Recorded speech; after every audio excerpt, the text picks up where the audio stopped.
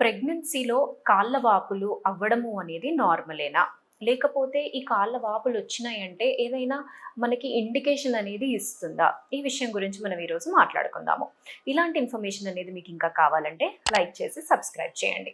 Hello అండి. నేను doctor Maitreyi, gynaecologist and fertility expert, Maitrishree fertility centre and maternity, Hyderabad.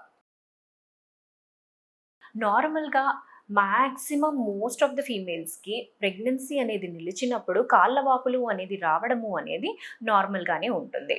And ఎక్కువ మందికి ఎక్కువ శాతం కాళ్ళ వాపులు అనేది జనరల్‌గా సెకండ్ ట్రైమిస్టర్‌లో అనేది స్టార్ట్ అవుతుంది. సెకండ్ ట్రైమిస్టర్ అంటే మొదటి 3 నెలలు అయిపోయిన తర్వాత, నాలుగో నెల అనేది మొదలైనప్పుడు అప్పటి నుంచి కాళ్ళ వాపులు స్లైట్‌గా వచ్చే ఛాన్సెస్ అనేవి ఉంటాయన్నమాట.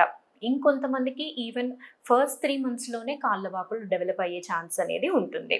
సో, ఈ కాళ్ళ వాపులు అనేది ఆల్మోస్ట్ చాలా మందికి నార్మల్‌గా కూడా వచ్చే అవకాశం అనేది ఉంటుంది. బట్ కొన్నిసార్లు అబ్నార్మాలిటీ అనేది కూడా ఉండొచ్చనమాట. అబ్నార్మల్‌గా మనము ఎలా గమనించుకోవాలి దాన్ని? అది నార్మలా? అబ్నార్మలా? అంటే దానికి కొన్ని ఇండికేషన్స్ అనేవి ఉంటాయి. ఇప్పుడు మీరు రెస్ట్ తీసుకున్న తర్వాత కూడా ఓవర్ నైట్ మీరు పడుకొని లేచిన తర్వాత కూడా కాళ్ళ వాపులనేవి తగ్గడం లేదు. అదొకటి. అండ్ మీ ఫేస్ అనేది కూడా వాపొచ్చేసింది. ఫేషియల్ పఫీనెస్ అనేది వచ్చింది. అంటే అలాంటి ఇండికేషన్. సో, అండ్ యూరిన్‌లో కూడా యూరిన్ టెస్ట్ అనేది చేసినప్పుడు డాక్టర్ దగ్గరికి వెళ్ళినప్పుడు ప్రోటీన్ ఎక్స్‌క్రీట్ అవుతుంది అంటే ఇలాంటి కేసెస్ అనేవి అబ్నార్మల్‌గా కన్సిడర్ చేస్తాము. అండ్ అబ్నార్మల్ కేసెస్ అనేవి ఉన్నప్పుడు ఎలాంటి కండిషన్స్ ఉంటే మనకి కాళ్ళ వాపులనేది ఎక్కువగా వస్తాయి అనేది నెక్స్ట్ క్వెషన్.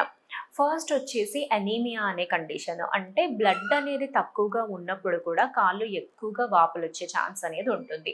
సెకండ్ వచ్చేసి మోస్ట్ ఇంపార్టెంట్ హైపర్‌టెన్షన్. బీపీ అనేది ఎక్కువైనప్పుడు, ప్రెగ్నెన్సీ ఉన్నప్పుడు బీపీ ఎప్పుడైతే ఎక్కువగా అవుతుందో అలాంటి కండిషన్‌ని జెస్టేషనల్ హైపర్‌టెన్షన్, ప్రీ ఎక్లాంప్షియా అన్నట్టుగా మనము అంటామనమాట. అలాంటి కేసెస్‌లో కూడా కాళ్ళ వాపులు ఎక్కువైతాయి. సో, దీన్ని ఎలా తెలుసుకోవాలి అంటే డాక్టర్ విజిట్‌కి వెళ్ళినప్పుడు బేసిక్ బ్లడ్ టెస్ట్‌లు అండ్ ఈ హైపర్‌టెన్షన్ గురించి బీపీ అనేది చెక్ చేసినప్పుడు మనకి తెలుస్తుంది.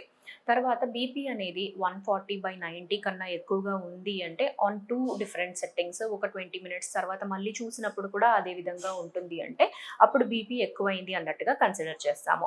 సో, ఫస్ట్ బీపీ అనేది ఎక్కువైనప్పుడు నెక్స్ట్ దీన్ని మళ్ళీ కేటగరైజ్ చేయడానికి యూరిన్ టెస్ట్ అనేది చేస్తాము. యూరిన్ టెస్ట్ చేసినప్పుడు ప్రోటీన్ ఏమన్నా యూరిన్‌లో పోతుంది అన్నట్టుగా చూస్తే అప్పుడు డెఫినిట్‌గా హైపర్ టెన్షన్ వచ్చింది అన్నట్టుగా అర్థం అనమాట. సో, ఈ డేంజర్ సైన్స్ అనేవి కొన్నుంటాయి.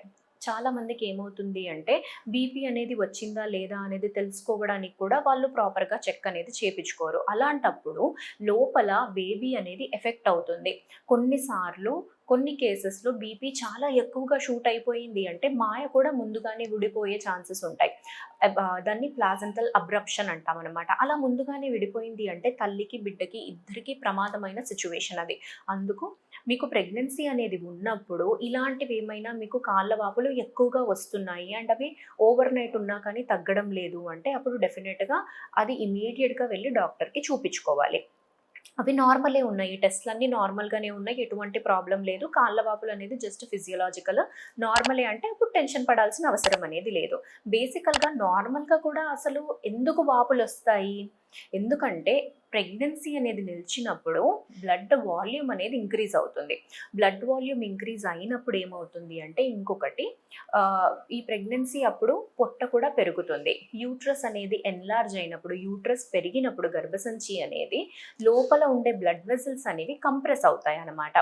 అండ్ కింది నుంచి మనకి బ్లడ్ అంతా వెళ్ళి హార్ట్ వరకు వెళ్ళాలి. ఆ డ్రైనేజ్ అనేది ప్రాపర్‌గా అవ్వకుండా కాళ్ళల్లో నిలిచిపోతాయి. సో, ఆ కారణాల వల్ల నార్మల్‌గా అయినా కానీ ఇలా కాళ్ళ వాపులనేది చూసే అవకాశము అనేది ఉంటుంది.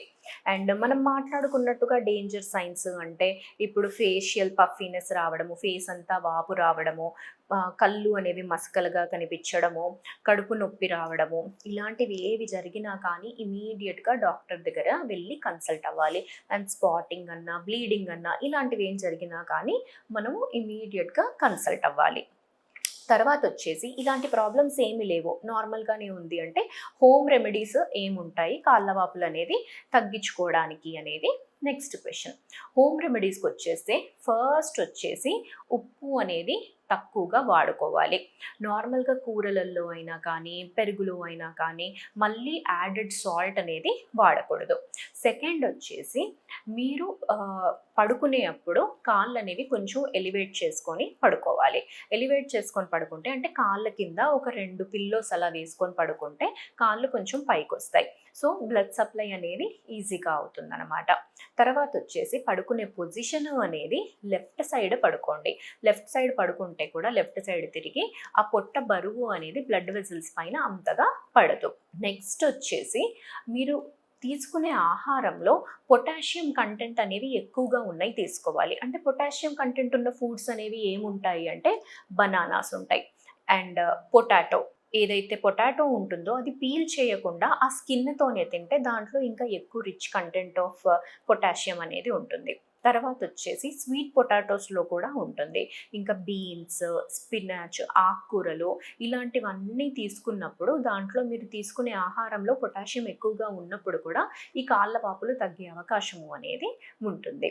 నెక్స్ట్ వచ్చేసి మీరు పడుకునే పొజిషన్స్ అనేవి కూడా ఇంపార్టెంట్. తర్వాత వచ్చేసి మీరు వేసుకునే క్లోత్స్ ఏవైతే బట్టలనేవి వేసుకుంటారో అవి లూజ్‌గా ఉండేలాగా చూసుకోండి. అబ్డామెన్ కన్‌స్ట్రిక్ట్ అనేది అవ్వకుండా అంటే పొట్ట పైన గట్టిగా కట్టేసుకోకుండా ఎలాస్టిక్స్ అనేవి లేకుండా ఉంటే బెటర్. Next shoes. మీరు వేసుకునే చెప్పులనేవి కూడా హై హీల్స్ అయినా వేసుకోవద్దు. కంప్లీట్ ఫ్లాట్ కూడా ఉండొద్దు. మినిమల్ ఒక కుషన్ అనేది ఉంటే దానికి సరిపోతుంది. అలాంటి ఫుట్‌వేర్ అనేది వేసుకోవాలి. అండ్ ఒకవేళ మీరు ఎక్కువగా నిలబడి చేసే ఉద్యోగం ఏమైనా చేస్తున్నారు అంటే స్టాకింగ్స్ అనేవి కూడా వాడుకోవచ్చు. స్టాకింగ్స్ అనేవి జస్ట్ మీరు కాలు కింద వైపే కాకుండా పొట్ట పై వరకు ఉన్న స్టాకింగ్స్ అనేవి వేసుకుంటే మీకు ఆ సప్లై అనేది బెటర్‌గా అయ్యి డ్రైనేజ్ అనేది ప్రాపర్‌గా అవుతుంది. సో, ఇలాంటివన్నీ మీరు పాటించుకున్నప్పుడు మీకు ఆ కాళ్ళ వాపులనేవి తగ్గుతాయండి. And at the same time కాళ్ళ వాపులు ఎట్ ఎనీ మూమెంట్ మీకు ఎక్సెసివ్‌గా అయిపోయింది, మొత్తము థైస్ పైకొచ్చేసింది, పొట్ట పైన గూడా ఇలాంటి వాపనేది కనపడుతుంది అంటే గుర్తుపెట్టుకోవాల్సింది ఏంటి అంటే కంపల్సరీగా డాక్టర్ దగ్గరికి వెళ్ళి ఇమ్మీడియట్‌గా కన్సల్ట్ అవ్వాలి. ఎందుకంటే ఏ చిన్న ఇండికేషన్ అయినా కానీ మన బాడీ మనకి ఇస్తుంది అంటే అది ఏదో ఒకటి జరుగుతుంది లోపల అని అర్థం చేసుకోవాలి. సో, డాక్టర్ దగ్గరికి వెళ్ళి చూపించుకుంటే ఎటువంటి అబ్నార్మాలిటీ ఉన్నా కానీ బయటపడుతుంది. ప్రెగ్నెన్సీ ఉన్నప్పుడు జాగ్రత్తగా ఉండడం అనేది ఇంపార్టెంట్. ఎందుకంటే తల్లెంతైతే ఇంపార్టెంటో బిడ్డ కూడా అంతే ఇంపార్టెంట్. ఏ మూమెంట్‌లో అయినా కానీ మనం అజాగ్రత్తగా ఉండొద్దు.